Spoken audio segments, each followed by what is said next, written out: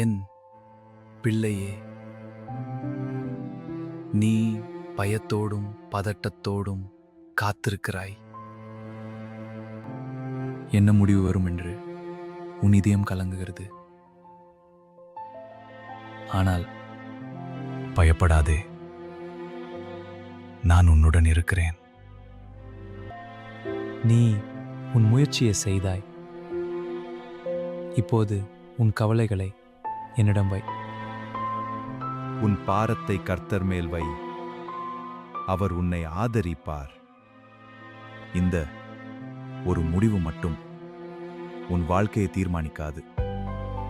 உங்களுக்காக நான் வைத்திருக்கிற சிந்தனைகளை நான் அறிவேன். மனதை தளர விடாதே.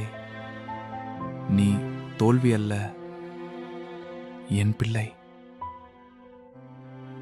எந்த முடிவாக இருந்தாலும் நான் உன்னுடன் இருப்பேன். என்னை நம்பு.